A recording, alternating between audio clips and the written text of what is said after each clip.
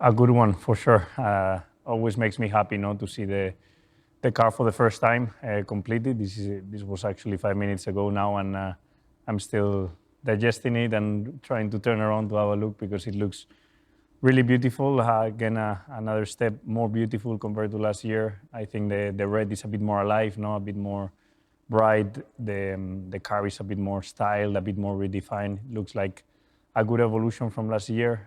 A lot more detail in it, and yeah, I cannot wait to drive it.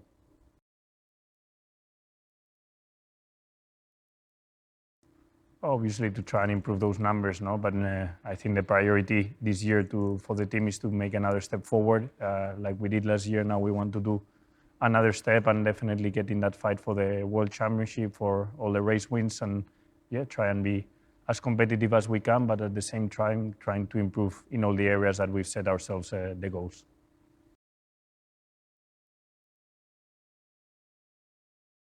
It's been a bit of a long winter because the season finished a bit earlier than what it used to be. So I managed to start my training probably also a bit earlier than other years as I got the rest done earlier on. And yeah, it has felt long, this let's say 2 months since I started my training program. I focused myself maybe a bit more in the cardio side. Normally I've been lifting a lot of weights, trying to gain weight, but now I'm nearly at the limit of the weight limit of what a driver is allowed to weight. I have to focus more on the cardio side. So yeah, I'm working on it as much as possible, and I feel fresh, fit, like always. My most Italian skill or behavior. That's a tricky one. I think most of my behaviors are very similar to Italians, and I feel that when I'm around the mechanics, when I'm around the engineers, obviously people know now by now that I live in Italy, so I feel very Italian in all the ways that I behave and I go about here in Italy. But yeah, behaviors, one particular one, I'm not sure. Maybe the antipasti before lunch for me are very difficult to take out of my diet. Now that I'm trying to lose a kilo before the first race is probably one of the most difficult things to avoid.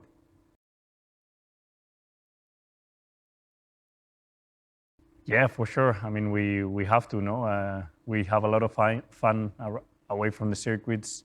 This year we have 23 races, so there's going to be a lot of free time in between uh, one back-to-back race where we stay in a city or where we have to go somewhere else. And I'm keen to be as competitive as we are on track with him, as we are on paddle or any other sport we play, that I'm sure we're going to have fun and enjoy it.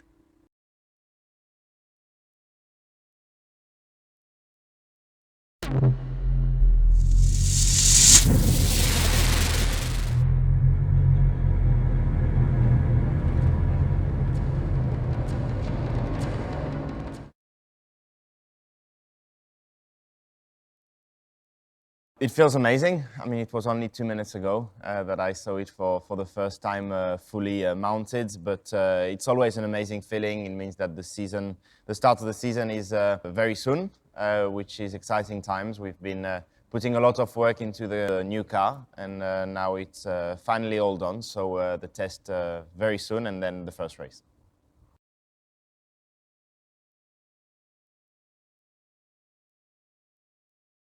We want to improve that. Last year was a good step forward. We need to do just the same this year and hopefully get the championship. That is the target for all the team, and it is the target for me too. Get more wins, hopefully be more consistent from the first race to the last race, and hopefully we'll get that title.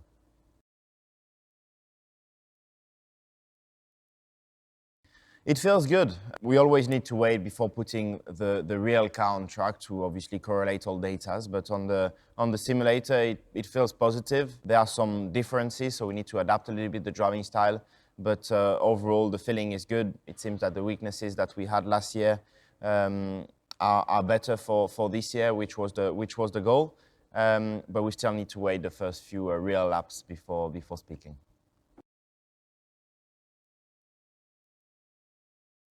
I spent my winter training mostly, relaxing for the first part of it with the family and friends. But after that, a lot of training. I went to the mountains in Italy, spent 2-3 weeks there, which was really intense training, but really good. And yeah, that was it. It's actually not that long. It doesn't feel that long, but it's good because I miss racing.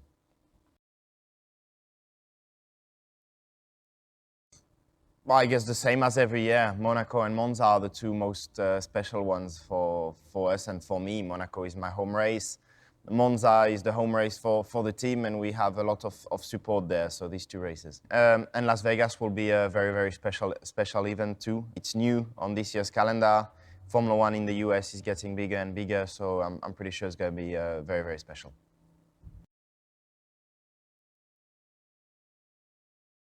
I am not planning to beat Carlos at golf because I am way too far behind. So yeah, hopefully we'll work together well in order to achieve good things on track. But at golf, I've got too much work to do.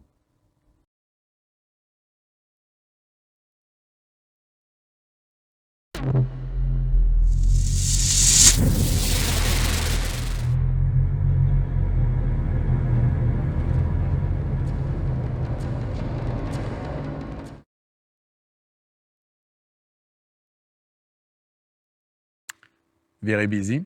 As you can imagine, that it's a short notice before the first race, but it is like it is, that I'm using the days to know everybody into the company and to go deeply in detail, but it's a short notice for sure.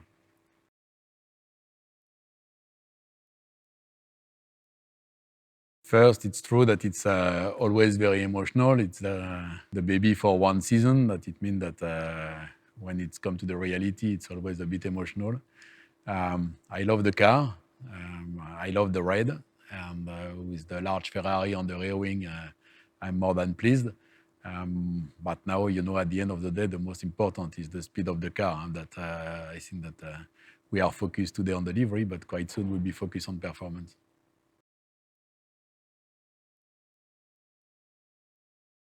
I think that when you are at Ferrari, coming after 2022, the team finished P2, that you can't have another objective than to win.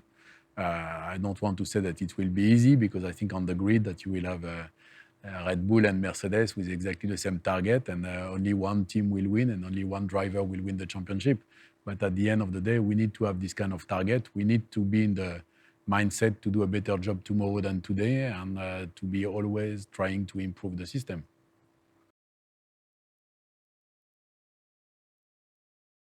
As we said before, it's a very short notice, and it's difficult to have a big change into the organization, that we will do some marginal changes into the organization on the race team operation. And then let's see after Bahrain and the first couple of races what we will do. They all want to win, but the most important is to win with and for Ferrari. That we have to be clear on the objective. I think they both have the talent and the skills to achieve it. We will have the capacity to provide exactly the same cars to the two drivers. But for sure that if at one stage during the season we are competing with another team or with another drivers, that we'll have to make choice. They are perfectly aware of this, but so far we have no number one and number two. In any case, we don't lose or win the championship in Bahrain. It will be a very long one, and we will have to fight and fight and fight all the season.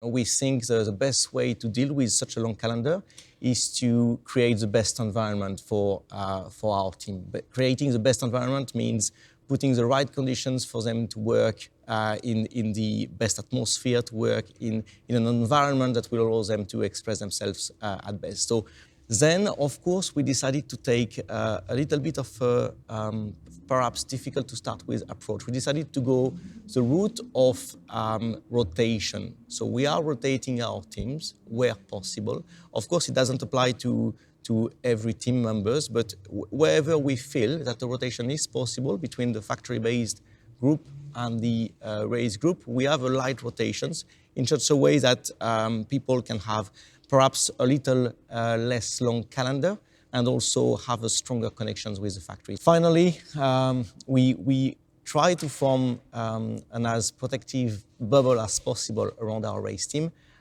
It's part of a fairly extensive well-being programs that we have for the people traveling with us. So we try to take care of their physical well-being, of their mental well-being. We try to have again a very program that looks at 360 degrees, how to support them best to go through such a long seasons.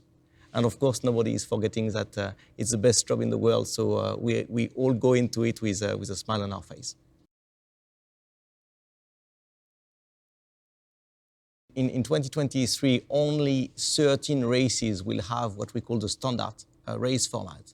So we'll have these 13 races, which we have been very much used to. Then we will have the 6 sprint races, which call for different automatism, call from perhaps as well different preparations going to the race weekends. On top of that, we'll have 2 races with Pirelli testing during FP2.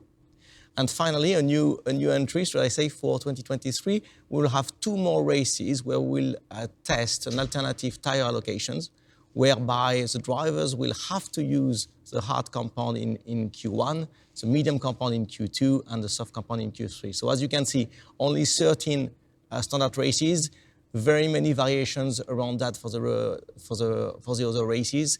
What it means for us, it will be the same for everyone. What it means for us is another layer of focus on the preparations to make sure that we arrive there as prepared as possible, to make sure that our automatism are working smoothly and that we deal with all the operational and legal implications as best as we can.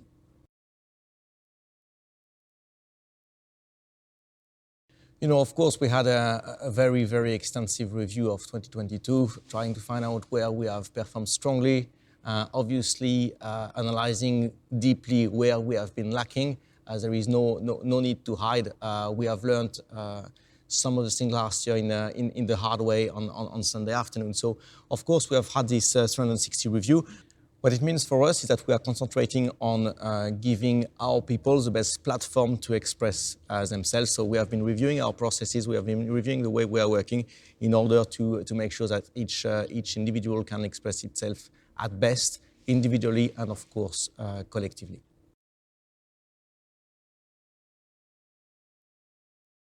Well, the truth is, in the modern world in which we are, it's all about correlations and making sure that the car is matching the models with which we have been working all winter. So it's true for the vehicle model, it's true for the tire model, it's true, of course, for the aerodynamic model. So it's all about correlations. Does the car perform as we were expecting? This is very much where the big part of the testing focus will be.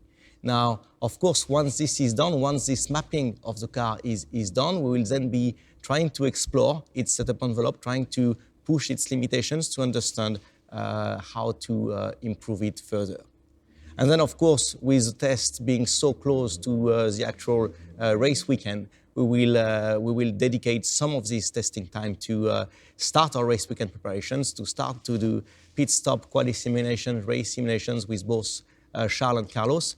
And we will not know certainly where we are compared to the others at the end of this test, because it's simply very difficult to guess, and everybody has different programs. But what we will know is where we are compared to our own expectations. Is the car performing as much as we felt it would perform?